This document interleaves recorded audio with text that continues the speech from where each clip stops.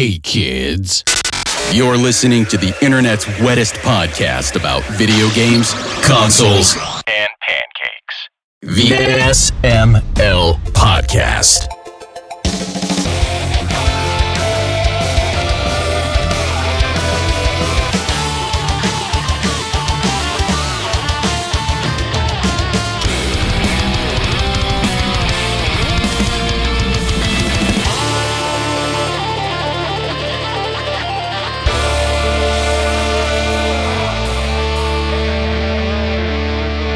What's up, everybody? This is the SML Podcast. I am your host, Joe. Joining as usual, Jacob and Aki. How are you two doing? Great. Don't fucking say it, Aki. I swear to God. But we were just joshing you. Fuck you. I knew it. I was waiting for it to come out. I only did that because you said don't say it. I actually just going to say I'm doing great, but... You stole my line. Just say it when he's least expecting it. No, because now I'm going to be expecting it the whole fucking time. All night. Like, night. Good. He'll be like, he's going to say it one more time. He's going to say when are these fucking bastards going to say, just joshing you? I'm just jimming you, buddy. Haha. That's even worse. Joshing these nuts.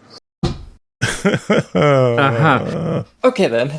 So that's how he's doing, apparently. Aki, how was your week? I heard you had a up and down kind of week.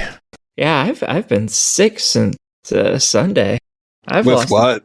Just a stomach bug of some sort. A popcorn overdose. Yeah, significant popcorn overdose. Likely. Eating 10 burgers from Checkers at once. No, that wouldn't make me sick. That's You're like, that's a slow Tuesday. yeah, that's I'm kind of hungry that day, so I splurged a little. That's not a lot. No, I went to the... now I got it. I have to ask, because I've never seen a picture of you. I'm fat as fuck. Okay, if that's what you're asking, I was about to be like, are you like super fat like Joe and I? Although Joe has slimmed down, I have not. Yeah, I don't think I'm quite Joe as transferred big as Joe. Joe transferred some of his fat to me. Joe, how big are you? Let's go with that. Like, are we throwing numbers out here? Yes, throw numbers.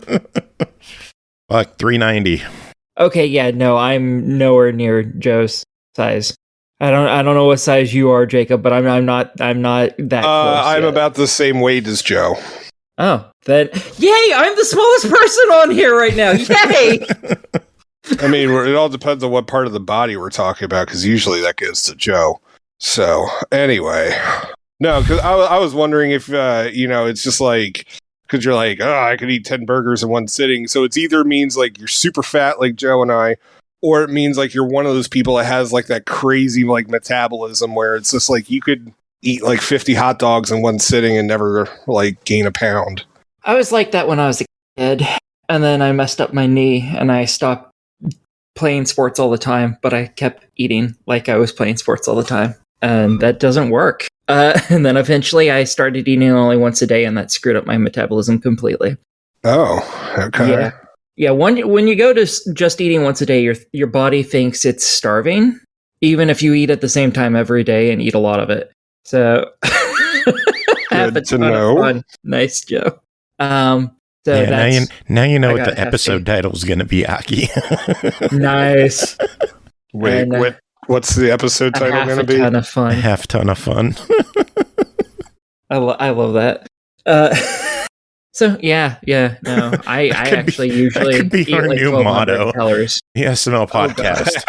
Half a ton of fun. I mean, that would work. It works. You have enough co-hosts that, yeah. Yeah.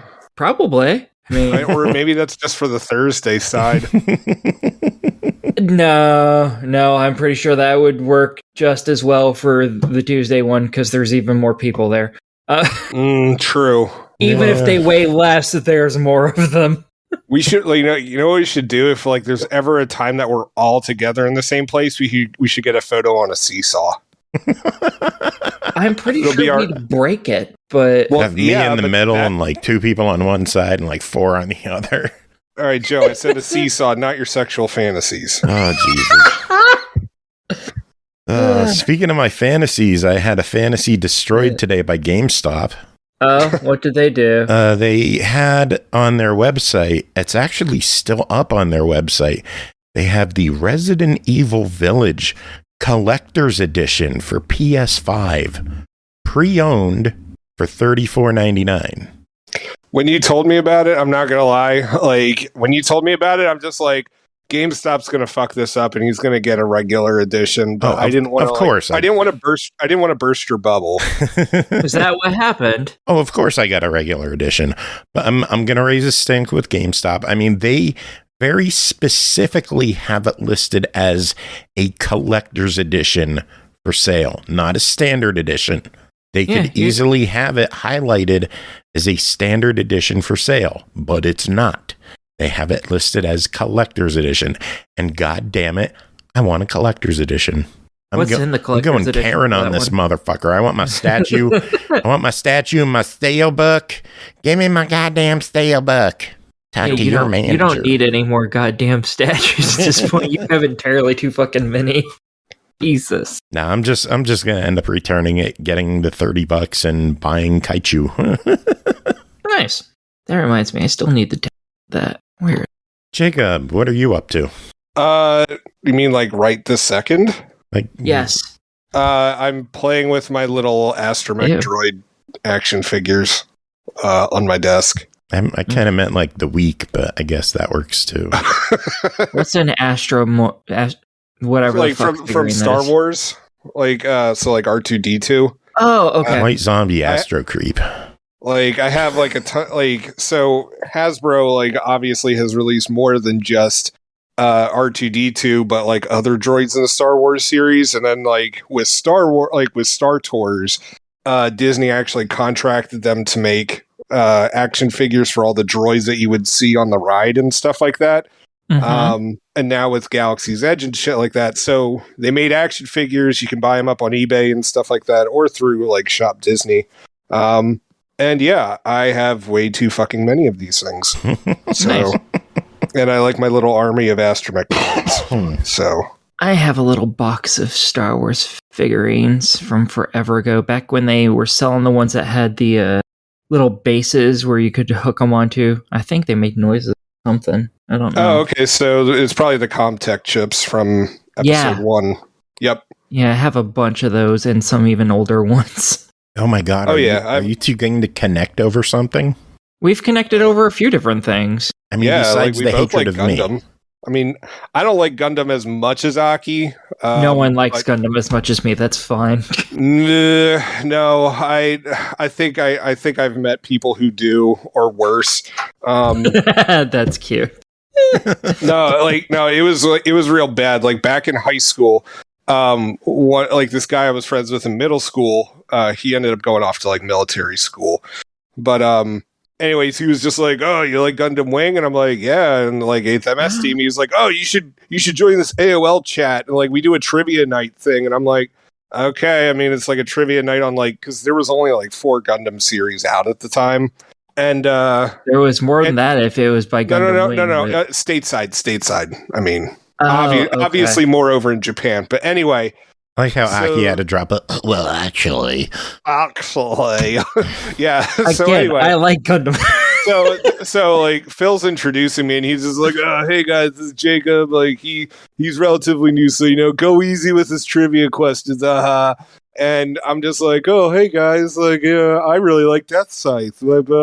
And so like they're like, "All right, let's have our trivia night." And it's like, what kind of guns does like the RX-78 have? Like, what size millimeter? And I'm just like, it doesn't. What? It uses 50 caliber Vulcans, and otherwise it uses energy weapons from a All right, I was just making up like some like example thing, and I didn't need you to be like, actually, on the example. Like, I just answered it for you. I just fucking threw out shit. Like that wasn't an actually. That was just me answering what they asked. Actually, Jacob, your rhetorical question is very incorrect. And drop it. It was all that kind of shit, and I am like, oh my god! Like, you want to know what I say? Oh my god, too. I was shut I was up. talking like It was Stag Gorilla talking. dropping 100 biddies in chat. Stag, thank you so much for coming by, hanging out. right, Thank you that's for the fair. biddies. All right, but anyway, like, so I was like a super fucking nerd about Star Wars back in the day. And then, like, I ran into these guys about Gundam, and I was just like, oh, man, this is a level of nerdy I just can't do. Like, well, you know, it's really easy for ones with what kind of ammunition they use typically, because it's always beam stuff, or it's almost always 50 caliber. Shut the fuck up. So that's what all Aki. Vulcans have. No one gives a shit. I love the beam saber. Obviously, some people do, because there's a trivia I'm like thing so about it. pissed that you two were talking about Star Wars, and I could have brought up Disney, and that would have been a segue into news, and then we had to go Please down this don't. fucking path. Hey, Gundam is anyway. the best path ever. Thank you very much. I don't know. I mean, Aki, have you watched G Savior? Yes. I'm not gonna lie. If it was like a Saturday afternoon syndicated show like they used to do like in the 90s, like Hercules and Xena and shit like that. Yes. If it was like one of those Saturday afternoon shows, I think I could have gotten into it. But Yeah, that would have been it awesome. felt like a pilot that just never went anywhere. Like, I don't know. I think it could have been better. Or Honestly, like I wish think they could extended remake on that it. now. I think, and it would actually be a pretty good movie if they remade it now. I'm looking forward to the Netflix movie. Like, I mean, I'm What's sure the Netflix movie? Legendary Pictures is making it, and Netflix is going to be the distributor for it. Oh, I hadn't heard of that. This was announced like years ago. I'm surprised you didn't know that. Yeah, I don't actually keep up with a lot of news on the newer stuff. I haven't watched it in a while, sadly. You require me for all your movie news? Damn it. Gundam Movie Watch News. Have you seen the Witch of Mercury? No, I have sex. Oh, you should watch the pilot. It's fantastic. And it's so much better than sex. I doubt that. I mean, I've had sex, so I think I... So have I. At least twice. You are not wrong. It has been at least twice. I meant Jacob, but... Yeah, I mean, we've got proof that I've had sex twice. I mean... Just talk to my kids. You'll be like, oh, yeah, these are his kids. Damn it. Fucking reproduced. Anyway.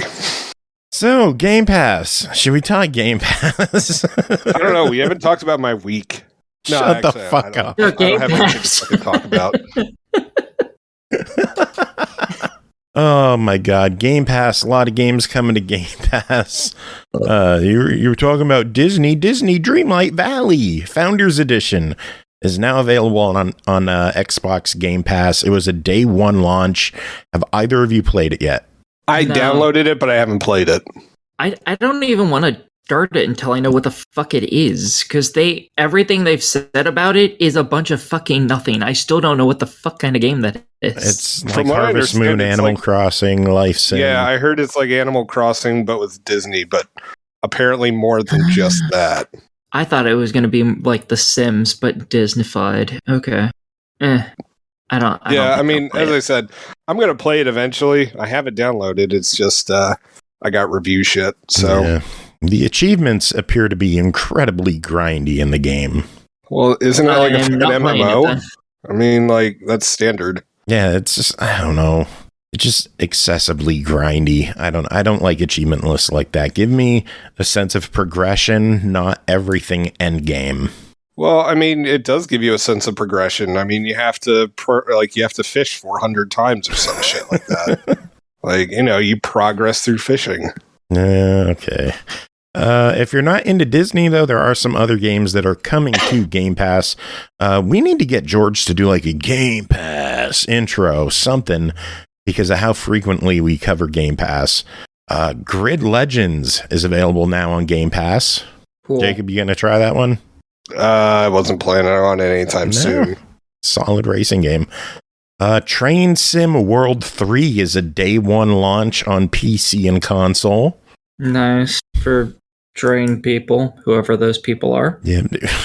And then it's hundreds of dollars worth of DLC already on the store. Only Shit's hundreds? There's a lot of DLC for this thing. I think there's like already. Isn't it like $500 worth of stuff? I don't know. I didn't count it. That seems a bit. That seems a bit small for the train games, because like there's that one on Steam that's got like $25,000 worth. Jesus. Yeah, but that one's been going. Yeah, that's been around. It sounds like a lot, but that's been around for like a decade or something, and they just keep adding more shit. And to they also say like, we do not expect everyone to buy all of this crap. We do not expect everyone to buy all Rock Band DLC. Only schmucks. Whoops. Opus Magnum is going to be on PC Game Pass, or it is on PC Game Pass. It is available now. Next week on the 13th, Jacob, hold on to your butt. DC League of Super Pets. Thank God, I was clenching my butt. The Adventures of Crypto and Ace is coming to Game Pass. Is the Magnus Opus thing not coming to the Xbox Game Pass as well? Opus Magnum is PC only. Oh, that sucks. Yeah. Another PC only game. DC. Go ahead. Talk about DC. I'm looking forward to the DC one. I mean, really? Outright. Well, I mean, first off, Outright has, like, they've kind of gone silent as to providing review copies of stuff. And so I'm wondering if they're just dumping everything on Game Pass, like, after like a month or so, because this game just came out pretty recently. And so I'm wondering if it's just like, they're going to be like, well, listen, if you want to review it, go play Game Pass. Like, yeah, I don't know. But, yeah, it means I don't have to spend $35-$40 on a game that my kids might want. Yeah. And then never play. Like, yeah, they played that fucking My Little Pony game for like 2 days, and then like they haven't touched it since. But you own it forever. Yeah, in a physical edition too. Goddamn right you do. Another PC-only game coming to PC Game Pass on the 13th is Ashes of Singularity Escalation. I am not sure what that game is. Anyone have any idea?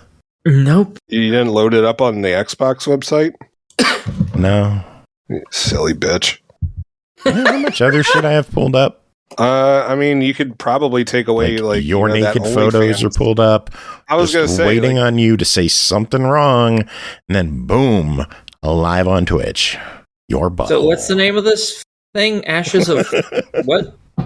Ashes of Singularity Escalation. The name of the series that Joe's referring to, for me though, is called Tub Girl Redux. Shut up. Oh, gross. Shut up. It seems to be one of now those... I'm going to have to put shocking content on YouTube. Fuck, that might kill our monetization. We don't have monetization. We do on YouTube. Wait, how does me saying seriously? that? How does me saying that do that? All I said was Tub Girl. Twice now. Well, yeah, but how does that screw up the monetization? And how does all my fucks not do that? Because we have an option for frequent profanity, which is okay. I'm not sure what the check mark for shocking content, which if someone were to Google what Jacob said. Or his nude pictures. You're not providing any pictures. Like, I mean, you're just saying stuff. You're still saying it. Okay. Yeah. I don't know. That's your ding dong for us this time. Yay. I don't know. I think that's a dumb policy, and I'm like, I now just like want to say like I'm gonna write to YouTube about this and grumble. Well, fuck, I don't know. We might still get monetization. I don't know. We'll find out. Find out. We'll do this together. Should I say other things too? I could. No. So September 14th coming to Game Pass. I was going to say what Ashes of Singularity was, but it's a RTS base building game. It's one of those. Yeah, it's one of those dime a dozen spaceship type games. Yeah. Something I'm really looking forward to. September 14th. You Suck at Parking is going to be day one Game Pass. That one looks like a ton of fun, just like us. Sure. Well, that one looks really good. I'm excited to try that one out. I'm kind of iffy on that one. I don't know if I'd like that one or not, because the concept seems kind of interesting, but I don't think I'd actually like playing it as much as I like watch someone else play it. Well, the joy is it's on Game Pass, so. True. Also coming to Game Pass on the 15th is Despot's Game. I don't know anything about that one. I think that's the one where you have to like control armies and then like an underground base, and it looks adorable if I'm remembering properly, but I might be wrong. Look it up. Dystopian army builder, so you're probably correct. I want to say Ian played that one. Someone played that one before for us. I can't remember who. Maybe Chris? Played what? Despot's Game. Oh, I could... shit. Good job. Sorry, I just knocked over some of my R2s. Anyway, knocked over my flashlight collection. That was Ian. He played it on Steam. Jazzy. Well, it's coming to Xbox, coming to Game Pass, and it's going to be a day one launch. And then finally, September 15th, day one. Everyone is excited for this one. Metal Hellsinger. Hell yeah. I feel like I'm the only one not super excited for that. Really? Yeah. I don't know anyone else who's not excited for it, but I'm just like, eh. And it's mostly because it's so fast paced. I can't play it. I can't even keep up with what I'm seeing in the trailers and stuff. I don't know what's happening. I can't do that kind of game either. I just want to hear the fucking music.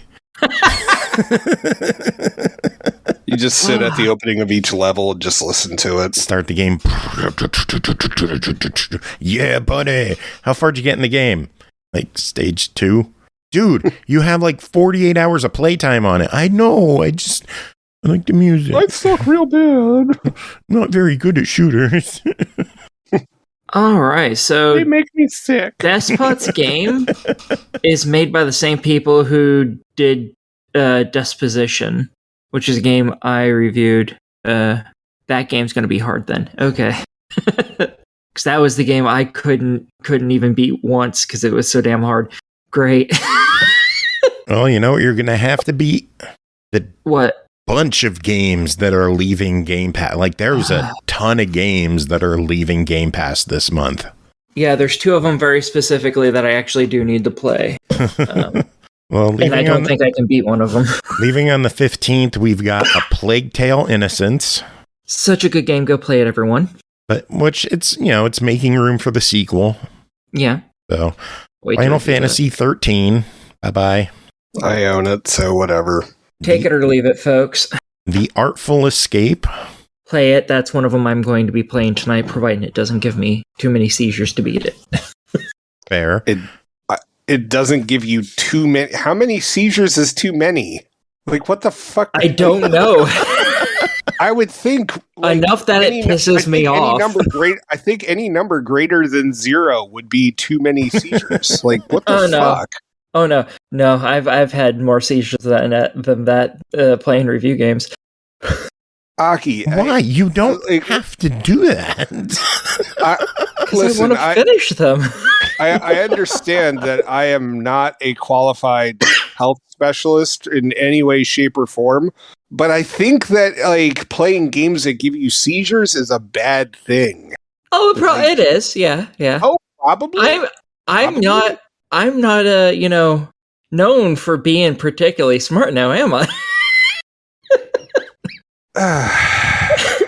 Anyway, Origami 2 is leaving Game Pass.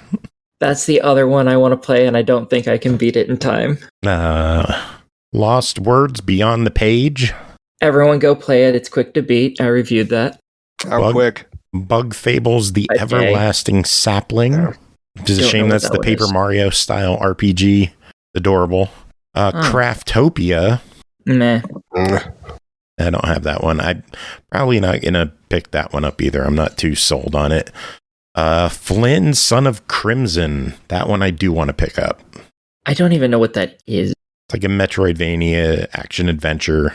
Yeah. And then some animals. We're losing I Am Fish. Oh, boy. I don't know it. Mighty Goose. I played it. I mean, it's a good game. I just really suck at it. And then the last game, Skatebird. I want to play that. I've only heard negative I things. was gonna say, I've only heard so much bad about that game.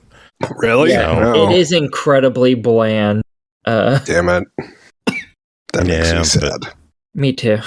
You want to know what's cool, though? Microsoft has announced a new version of the Elite controller. It is called the Elite Controller Series 2 Core Edition. It will retail for $129.99. It comes in white with black grips and none of the accessories except for the tool that you use to adjust the tension on the analog stick. It's like all the paddles, all the extra analog sticks, all that stuff is gone. And how much were the prior versions of it that had all that crap? $179. Oh, wow. Yes. I thought they were also 120. Nope. Jesus, $179. But I can't see myself spending more than $60 on a controller, so I just no. I don't even spend that much. I buy the off brands that are like $20. I suck dicks out behind 7-Eleven to get my controllers. Or you could have just stopped after the first part there. We know it's true. Well, I wanted. Listen, I'm trying to promote my business, so I'm telling our listeners where they can go for a good dick sucking. Which is out behind 7-Eleven. All right. If you do need those components, though, there will be a complete component pack available separately for $59.99. That includes the case, the charging dock, the thumbstick replacements, the paddles, all that fun stuff. So everything besides the controller. I don't understand why it costs that much for those. Those are little pieces of fucking plastic. The charging dock. Oh. Yeah, and the case. I missed that part. Yeah, and the case. It's a really nice, sturdy case. Oh, okay. Yeah, that's what they're charging for. But now the Elite Series 2 is down to $129. If you're not interested in all the doohickeys that go with it, it's now more affordable than ever and looks pretty good too. The white on black and. Why would anyone be interested in it without the doohickeys? Why wouldn't they just buy a $60 fucking controller instead? I don't understand. A lot of people don't want the paddles. Then why don't they just get the standard fucking controller? Because they want the added weight, the better construction, the analog sticks, which the tightened analog sticks is the best part of the Elite 2. Hands down. What does that mean exactly, tightened analog? Go grab your analog stick on your controller. And then do you have a 360 controller? Yeah, but it ain't. Let's just say it's been in better condition. Okay, well, compare the tension on the analog stick between the two controllers. The 360 was a stiffer analog stick. It had more tension behind it, and I thought it was easier to control games that way, especially racing games. Now, the newer Xbox controllers have a very loose analog stick to it, and it made it much harder for me in some games. And now that I'm able to tighten the analog stick to 360 controller levels, it's just a better controller experience. Okay. I wouldn't have even realized that, because all my 360 controller, every controller when I've had it long enough, the parts inside the analogs break. So they just kind of, anywhere you position the controller is where the analogs aim. They always just go straight down. So I don't remember a time when they were sturdy and actually, stuck where they were supposed to. I played FPSs with that broken shit for years before I got a new controller. Yeah. You gotta treat your controllers better. Holy shit. Oh no, I had that controller for like a decade. The prospects of being poor. Sometimes you just don't get new controllers, so you just deal with a broken piece of shit. Oh man. Yeah, it's great. Anyway, 1047 Games has announced the end of development for Splitgate, as they are now working on a new shooter. Yippee, I guess. Kind of shocks me. That's a fairly new game, and they're basically wrapping it up already. I think it's been out for over a year, though, hasn't it?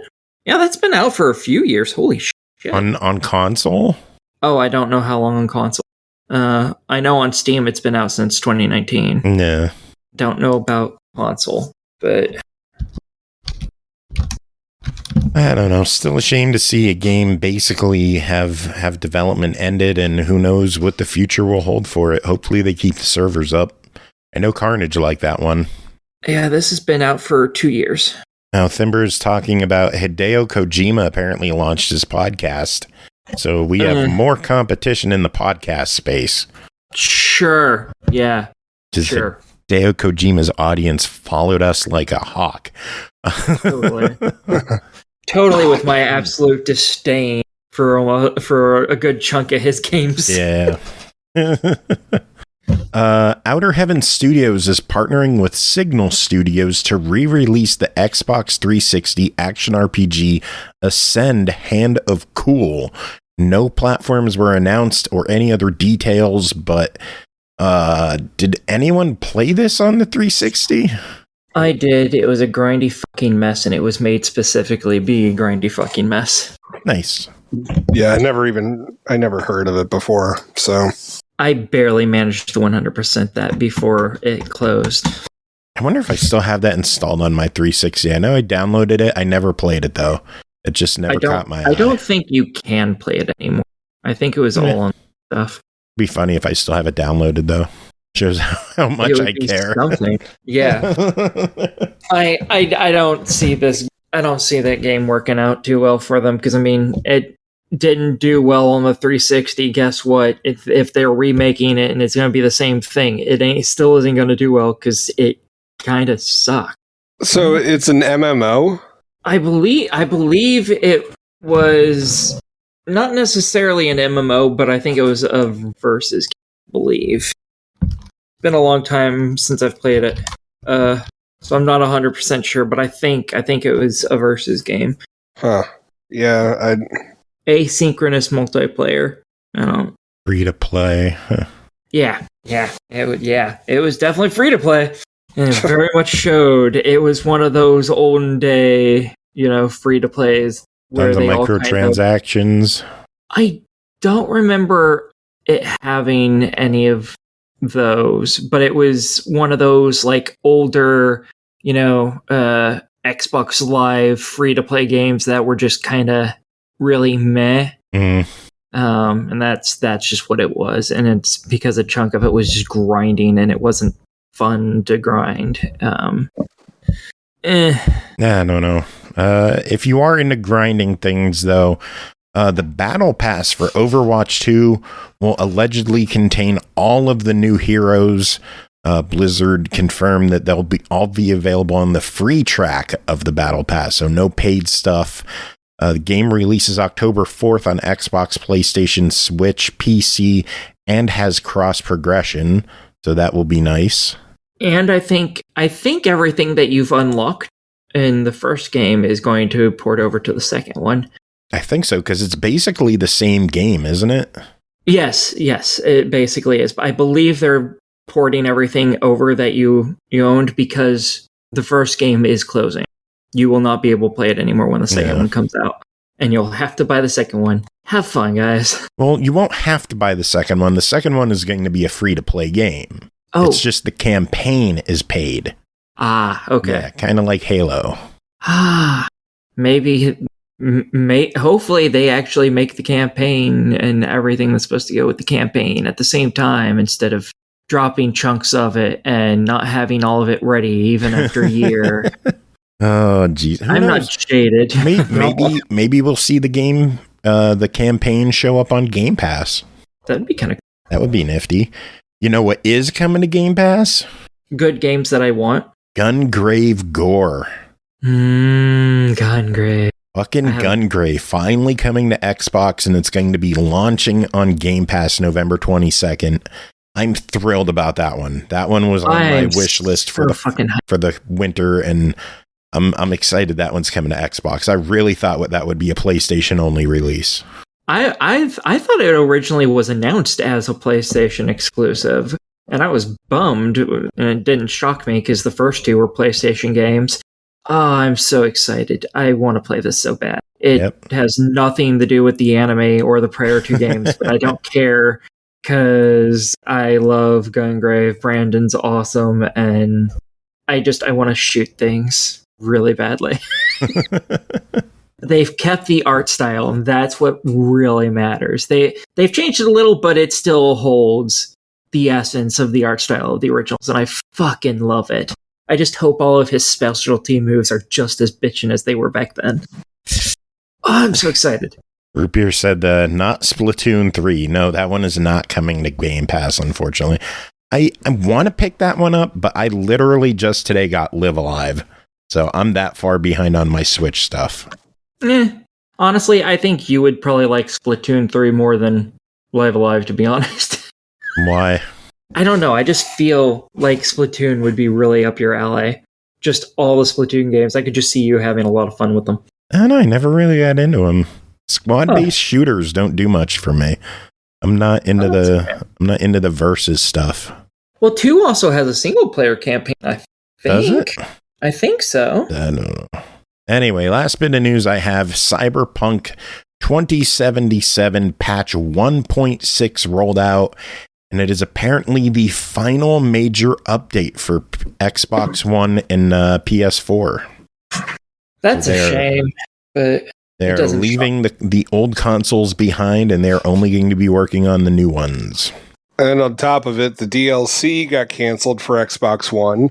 And those who bought the Cyberpunk 2077 Xbox One consoles are going to get some sort of a DLC refund.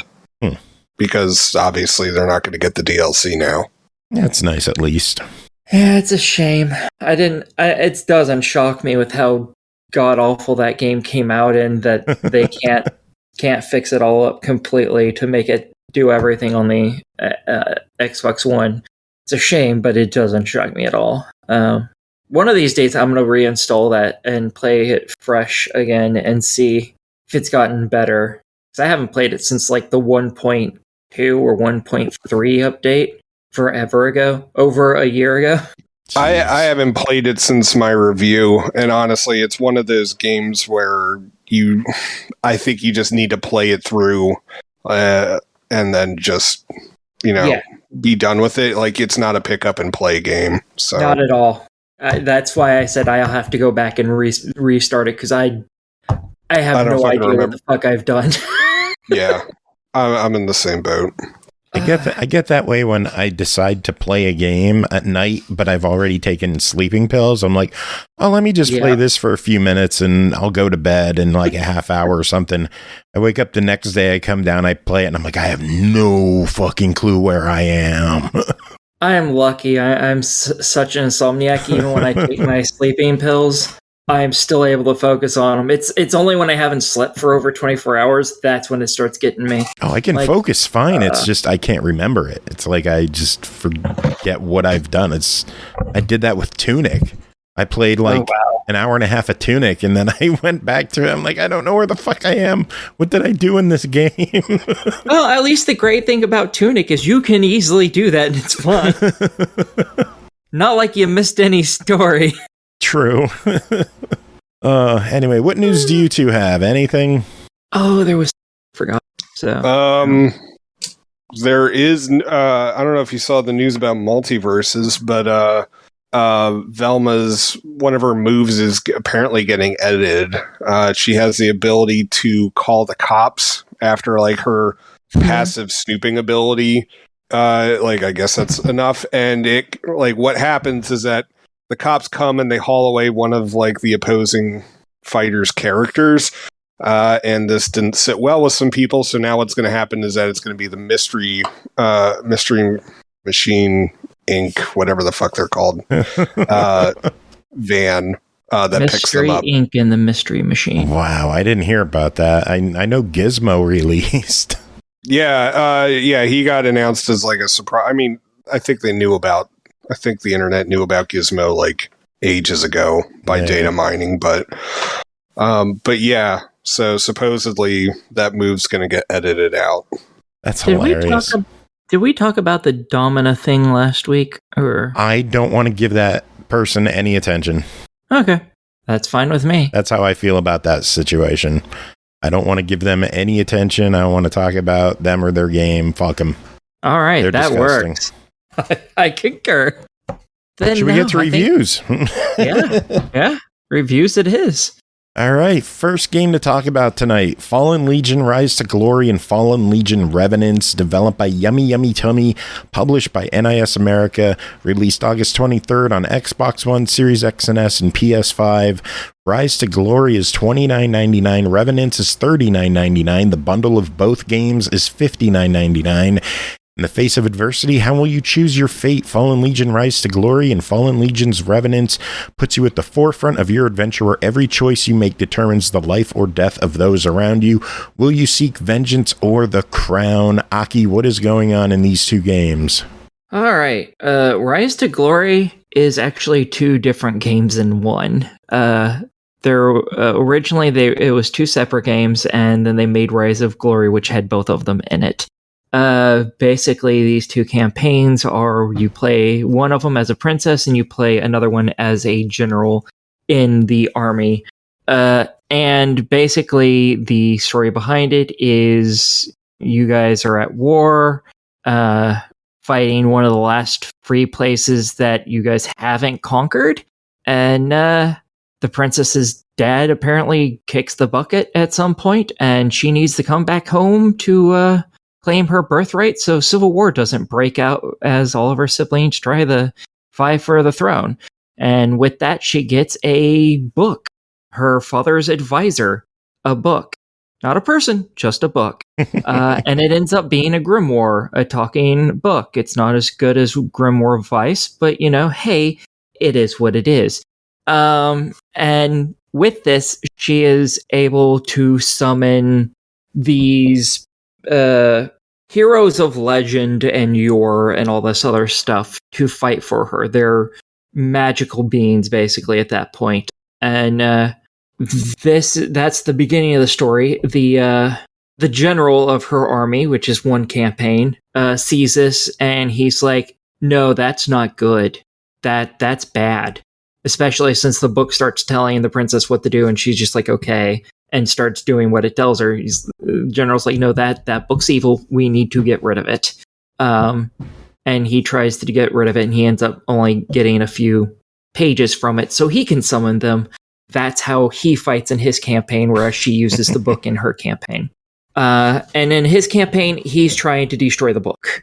And if that means he has to fight the princess and all of his allies, then so be it, because he sees this book as evil, because these aren't like mythical heroes or anything. These are legendary heroes that existed, that have stories about, that have long since died. And she's suddenly summoning them and commanding them to do stuff. So he's like, no, that's evil. It must be grabbing their souls or something. This isn't right. This isn't natural. We need to get rid of this. So his whole campaign is about him trying to destroy that book, as well as a few other things, because there's a bunch of choices you can make in the middle of battles that impact places you go and how the story runs, as well as what other legendary heroes he's able to call forth and use.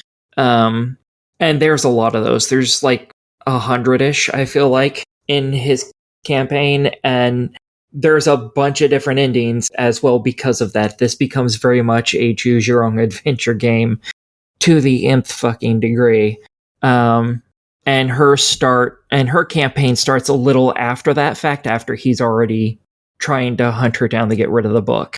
And obviously he's trying to get the book, but she doesn't know that, so she just sees him as an usurper and an assassin, so she's trying to get home and fight his people off so she can be queen. And that's where her campaign starts. So they both run very much in parallel to each other, just one slightly further into the other's campaign. And basically they call forth these people, and the combat system isn't a turn-based strategy like you might be thinking it'd be. Instead, you play as basically a mage, more or less, either the general or the princess, and your 2 or 3 legendary hero things that you've summoned they are actually doing all the physical fighting for you, and you use magic to heal them or to bring them back after they've died, or occasionally to cast a spell on an enemy. But usually you just leave it to them to kick the shit out of the enemy because they're legendary warriors and you're just some schmuck. And each one of the warriors is a single button press. So you have a button that makes them block, which you really need in this game. And then you have a button for each one of them individually to attack. So one's attack might be the A button, one's might be the B button, one might be the X. Now, do they attack on their own as well, or do you have to manually attack every time they're ready?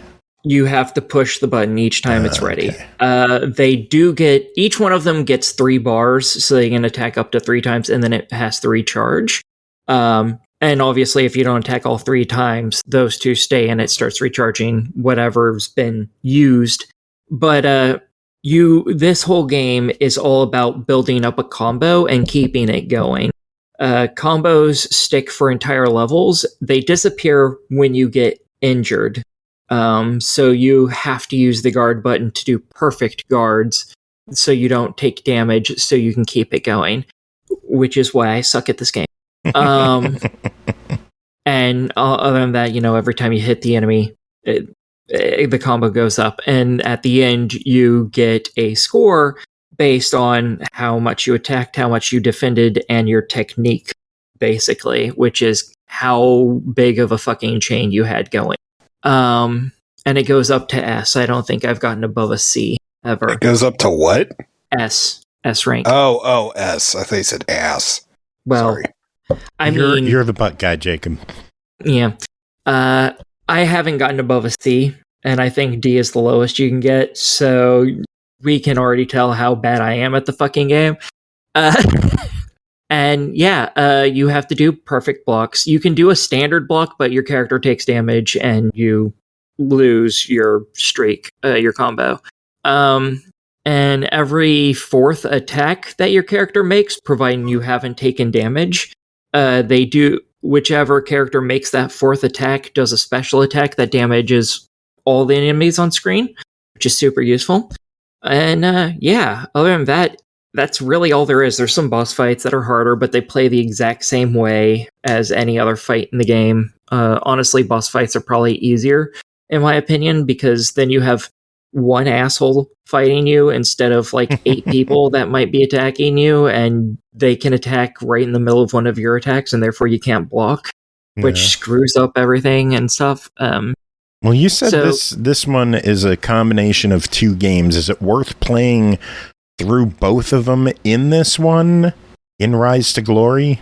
I think if you like this game, then yes, because both of them have different viewpoints and different end goals. Granted, those end goals obviously can change based on the 50 kabillion fucking choices that you make throughout the game. Yeah. But they both offer very different viewpoints of what's going on in the situation. Because a lot of the times, he's hunting after her, but they don't get in fights very often. Instead, she's leaving people behind to try and stop him, whereas he's trying to tear through his friends if he has to get rid of this book that he finds evil. So they have very different... So it's worth playing through both of them.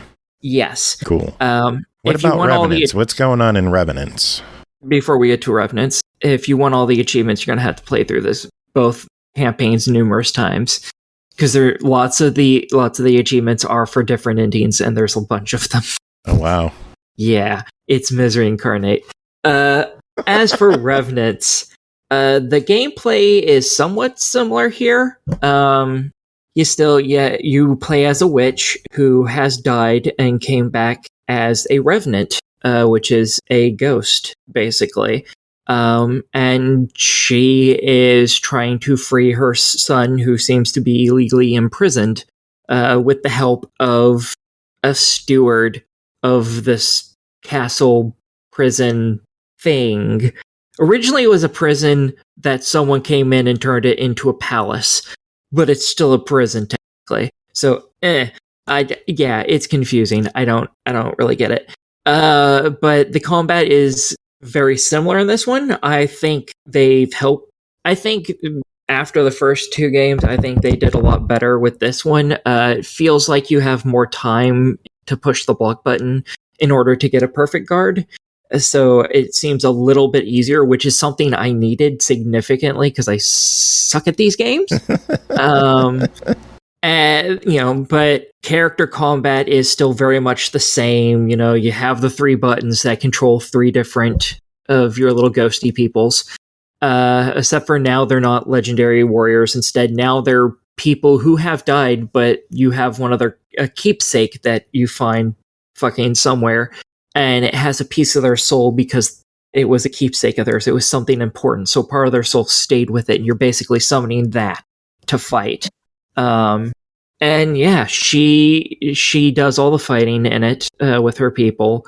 There's a lot more focus on this, on pushing and pulling enemies around, as well as different buffs and debuffs that are on the ground that you can either force enemies into or move yourself into than in the prior game.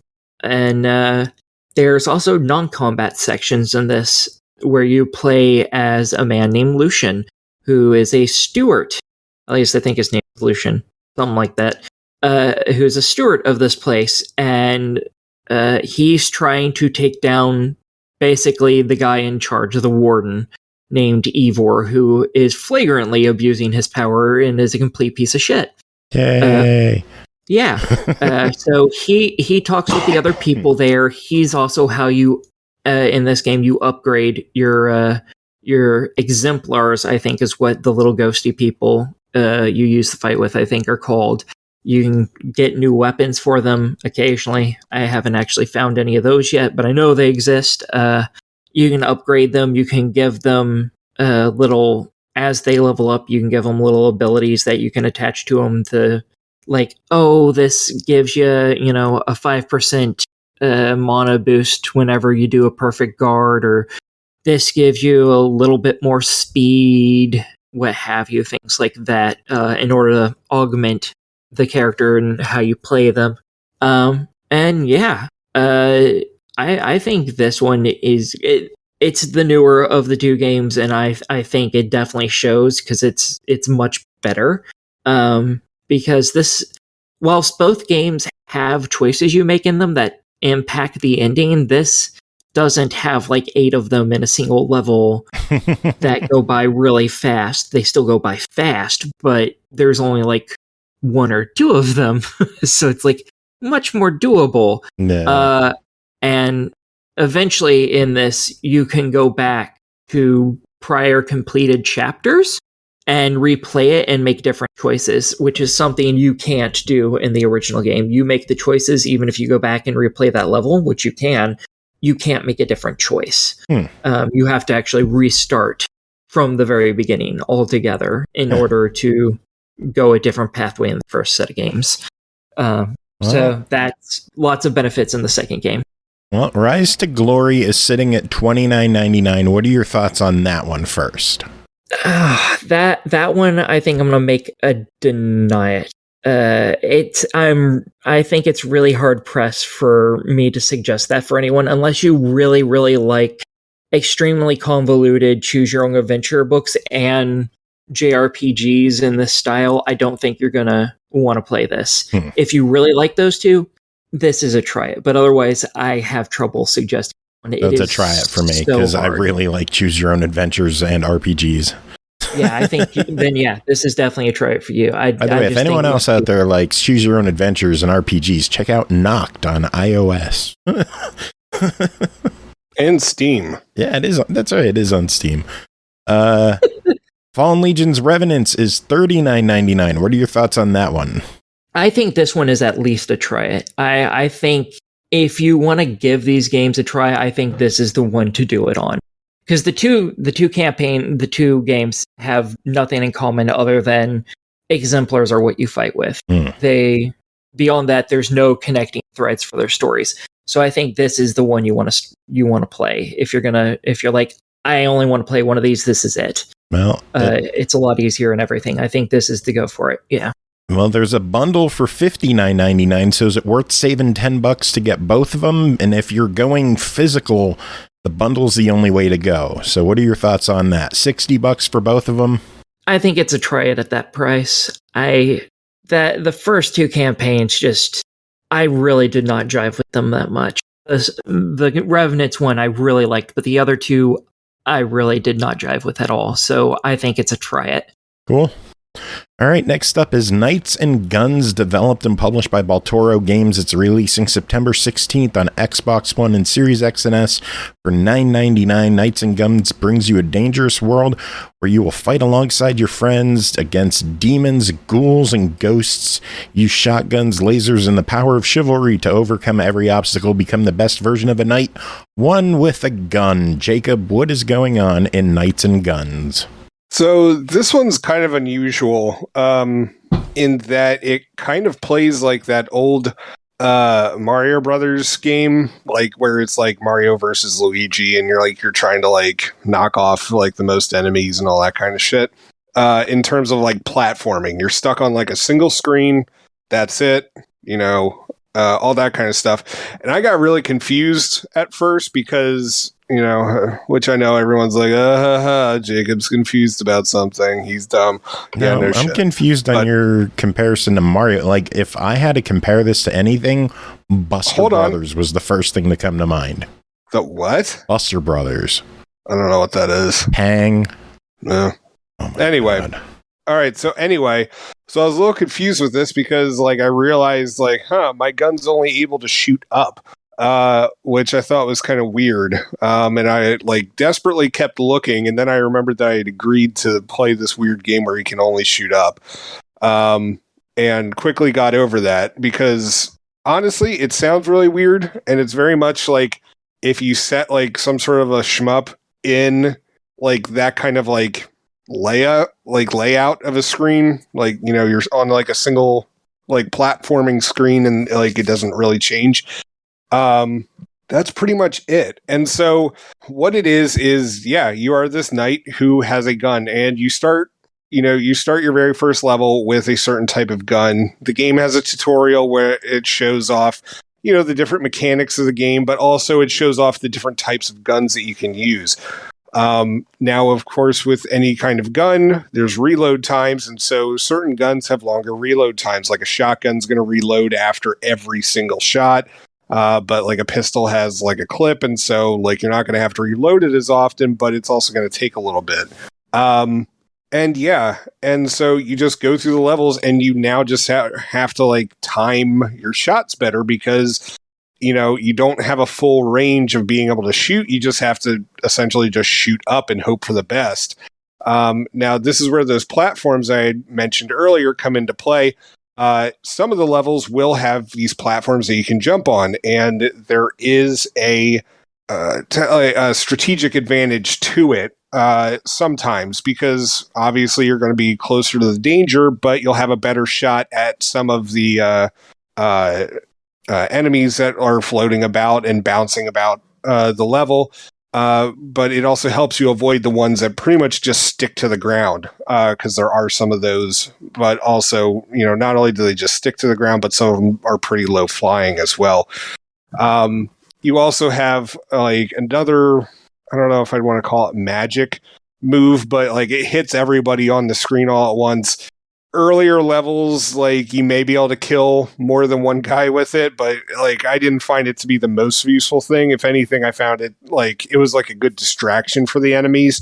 But yeah, and also the platforms are necessary because after you kill each monster, coins come out, and you have to collect the coins. It's not like they just like gather up all to you. I don't know why I had to toss in the sound. I think it's because I was playing some more Game Type DX before this. I just want to say, I am like, it blows my mind you don't know what the fuck Buster Brothers is. I've never heard of it. Yeah. Like, have you played The Bug Butcher? No. Hang Adventures? Nope. Jesus Christ.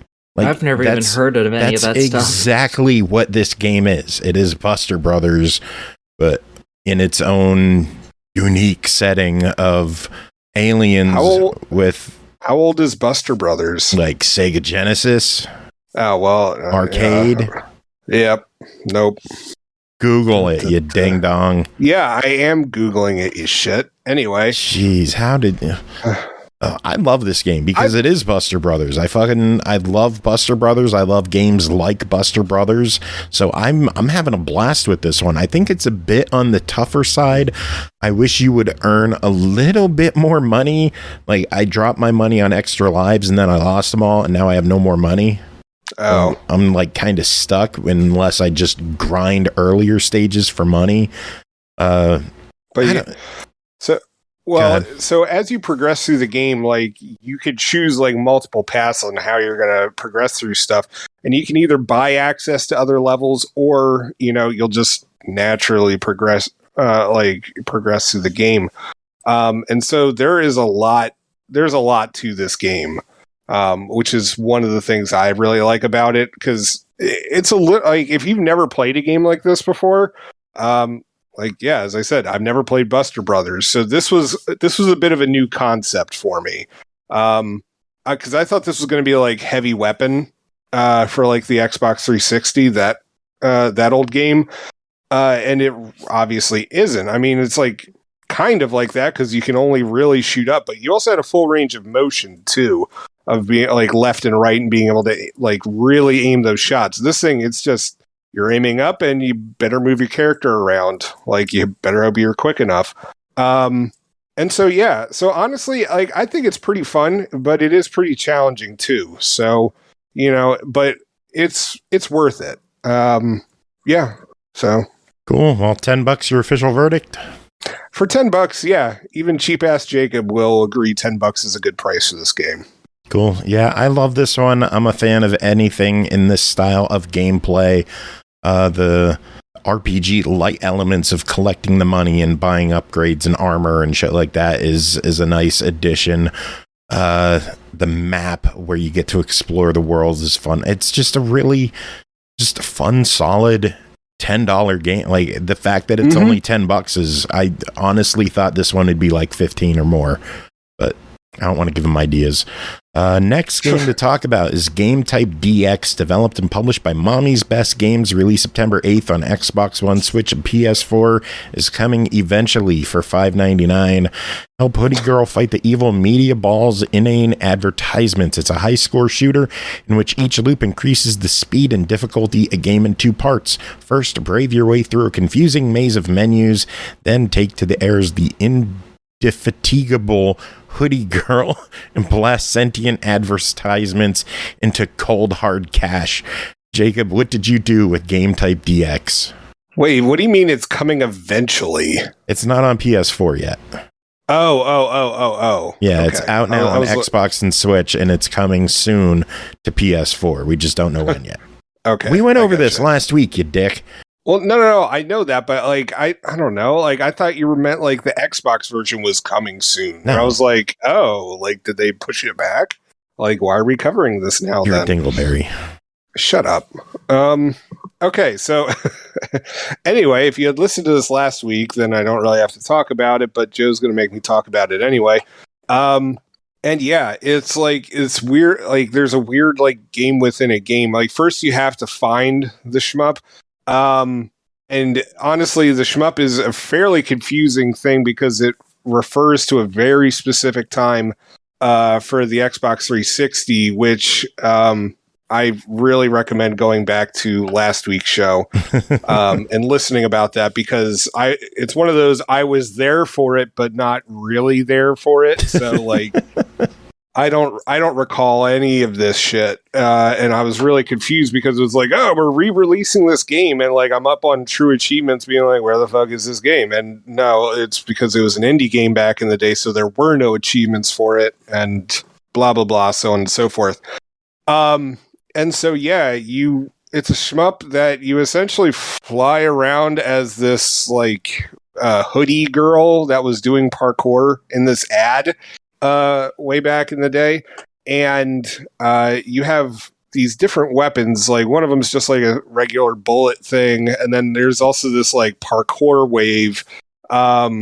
And then you could also slow down time, and you have to stop firing your weapons long enough to like pick up all the cash that's on the screen. And there's also power-ups. I mean, you could get extra lives. You can get more of like the time flowing thing. I forget what it's called. And you can also like get stuff that upgrades your gun, but also removes the gun upgrade. So you have to be really careful about that kind of stuff. And you just really have to blast every damn thing on the screen. And it's a lot of really weird shit. Like you're going to take on cats, crabs, cars with football players and talking heads that come out of it. You'll have to fight footballs at one point. It's a really bizarre game, and it's just hard to describe. But one of the cool things about it is that there's multiple modes for it. So there's like the original mode, and then there is like a slightly harder version, and then there is also like a random version that will just put what the fuck ever together. You might be harder than the original game. It might be easier. It's going to be different almost every single time. So even with Nathan's advice, I still can't get past loop 5. However, I did beat Joe's score for the I think it's the parkour remix version. I'm now number 9 and Joe's like number 13. So did I do remix mode? I forget. I took a screenshot of it. I don't know if True Achievements has it up yet, but I needed to prove to everyone that, I'm better than you once again. You're not. So shut up. Anyway, so it's a really bizarre game, but it's also really fun and really challenging. So cool. Well, it's $6. So what do you think about it? At $6, it's an absolute buy. Like as I said, it's really fun. If you're a fan of shmups, this is going to be right up your alley. If you're a fan of really weird abstract games, like this is one you'll definitely want to pick up. And at that price, why the fuck not? Makes sense. All right, next up, Starlit Kart Racing, developed and published by Rockhead Studios, released September 1st on Xbox One and PS4 as a free-to-play game with DLC. Come show your skills as a pilot and your intelligence to use the superpowers of karts. I don't know what that means. With this perfect combination, you'll be the great Starlit champion. Adrenaline fuels the mind-boggling races between heroes and villains from Starlit Adventures. Do you dare join this team? Jacob, do you dare join? Yeah, actually, I do dare to join this team. I don't know, I was a little wary of this one, I'm not going to lie, because of the other more recent kart games that I've played for this show, like that one with all the anthropomorphic animals. I don't even remember what the hell that game was called. By the way, that yeah, shut up. Like it's the one with the furries. Anyway, it was that one, and oh god, what was that like Kart Bomber? Like what was that beta thing that we did a while back? Do you remember? Kart Rider Drift. Yeah, Kart Rider Drift. Did that even launch yet? No, they're doing another beta. I think like nowish. God. Anyway, so it's just like I played those and like neither impressed me, and so I was going for this one to see what it is. And so this one, it is free to play, correct? Yes, it's free to download the initial game. Yes. Okay. And so all of the upgrades, it's pretty much just all the stuff you could buy in the store. It's all cosmetic stuff. However, with each race, you have to collect coins and gems on top of already winning the races. And with this, you could buy upgrades for your own character. And so it's stuff like acceleration, drifting ability, how well you can handle off-road terrain, your power up, like, because everybody has like their own special power up. And that you can upgrade the ability for like the cooldown for it.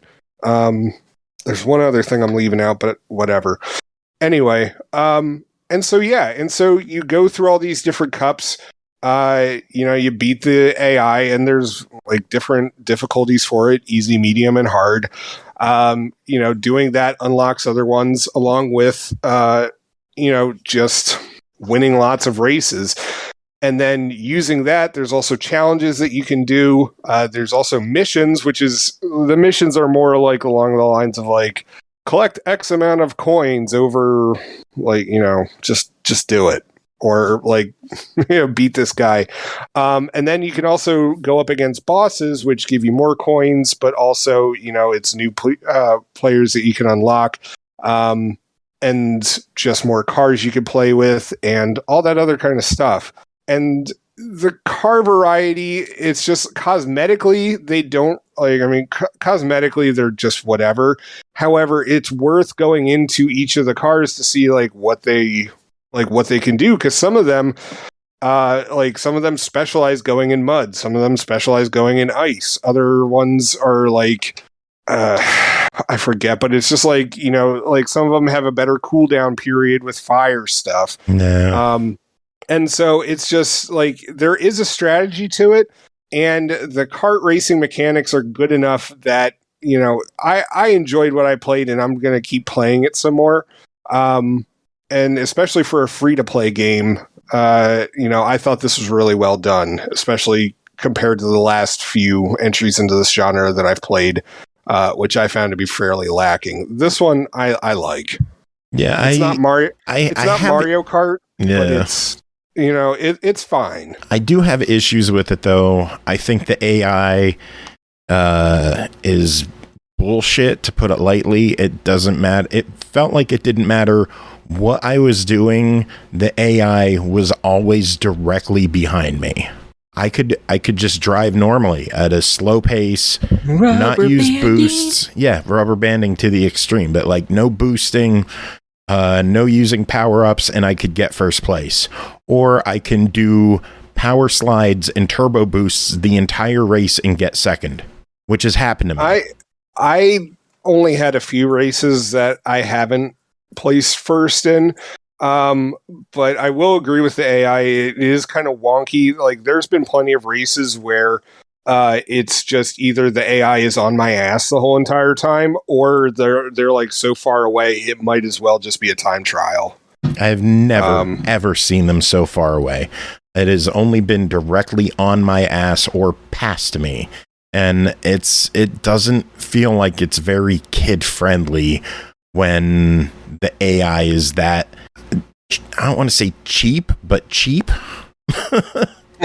Another issue I have is I don't know if the microtransactions necessarily work properly. Did you get access to all the carts? No. Was I supposed to? Yes. Oh. We got a DLC. I did not. As reviewers, we were given early access to the game as well as a handful of different DLC packs. One of them was the epic combo Starlit Kart Racing. It includes Paco's Kart, Moo's Kart, Biba's Kart, Peepoo's Kart, Dodo's Kart, Buna's Kart, Picky's Kart, Nuru's Kart, Pio Pio, Pio Pio, Pew Pew, Pew Pew, whatever. It's supposed to have all those carts, and I have access to none of them. And I've had issues like this in pay-to-play games before, and I don't know what causes it. See, I thought we were just being given a ton of coins, and we were just supposed to purchase them that way out of the game. No, we were supposed to have access to most, if not all, of the carts, and I have access to, I think, 4. Oh, that's weird. Yeah. Are you sure that it downloaded? Yeah. Well, no, okay. It doesn't download anything. The DLC for this is just server side. There's nothing to download. You go into the My Games and Apps, and it's just the thing, and it says this DLC not needed to be downloaded. So, I don't know. I think the game's a lot of fun, but there's issues there. They could work on the AI, but as a free-to-play game, it's worth it to just give it a go and try it. Yeah, I like it. All right, well, I'm doing the same thing I did last week, and I'm making you stick around for one more, because the final game to talk about tonight is Time on Frog Island, developed by Half Past Yellow, published by Merge Games, released July 12th on Xbox One, Series X and S, Switch, PS4, PS5, and PC for $19.99. Cast away on an island paradise complete with a cast of friendly frogs. Enjoy sandbox island life and explore at your own pace, solving sticky situations for your new friends and trading your way to fixing your ship. Aki, what is going on Time on Frog Island? Okay, so you're some dude who was sailing his boat out at I assume sea, in the middle of a storm. And then suddenly you're waking up, crashed on an island. And now there's giant frog people who have stolen your shit and used it for their own. And now you have to go do jobs for them to get that crap back. Yay! Yeah. This is a pretty chill little game. You just walk around, you pick things up, you run them wherever they need, to whoever wants said item, and give it to them. And they either give you something or tell you they want you to do something the fuck else. So you do that 50 billion times.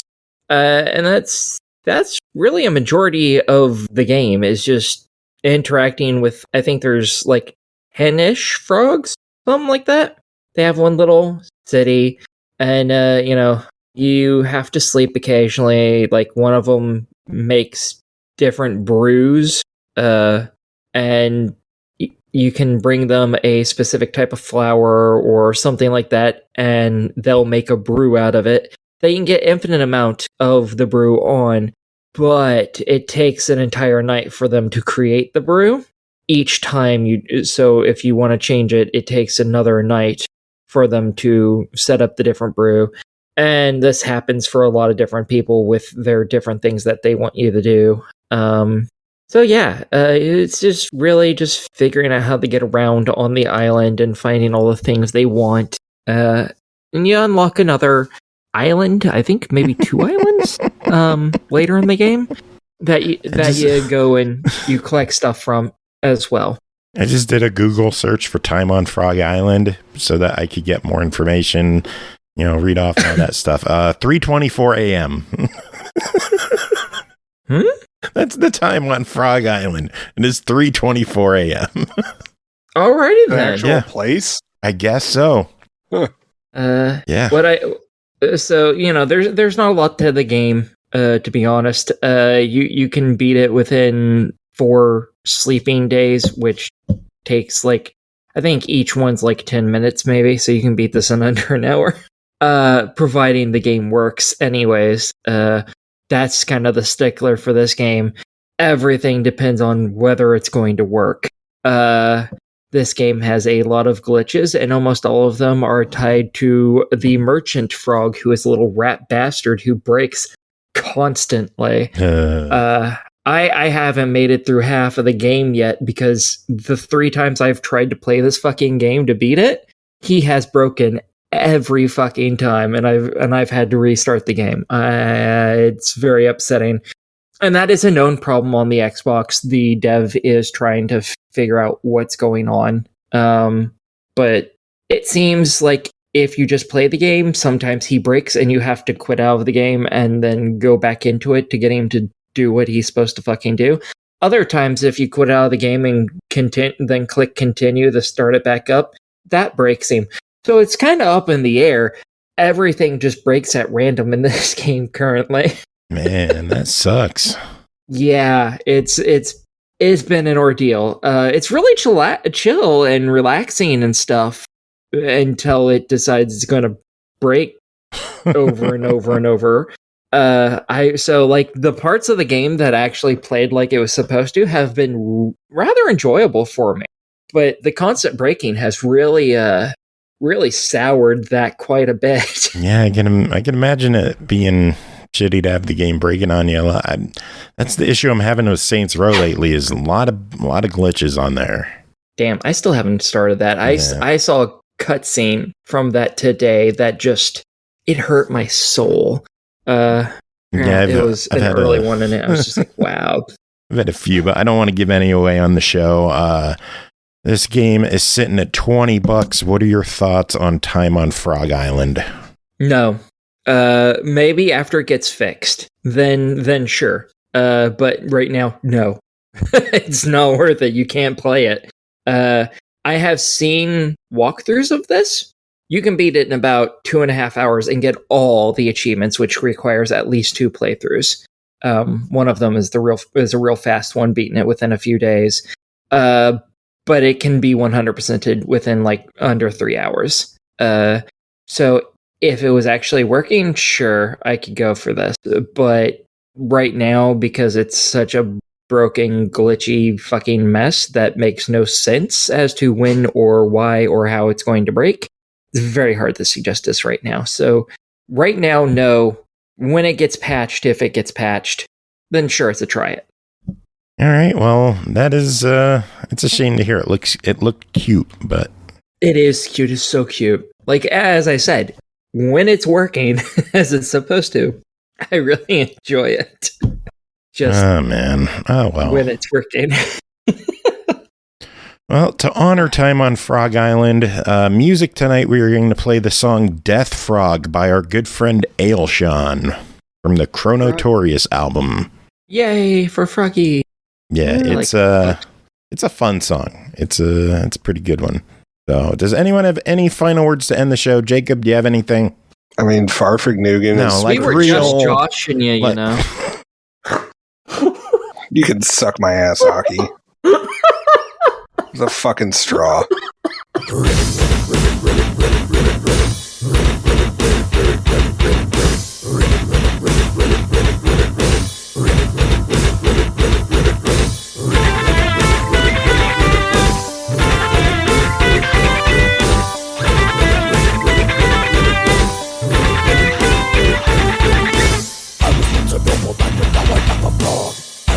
Body, I'm an alley in the bog.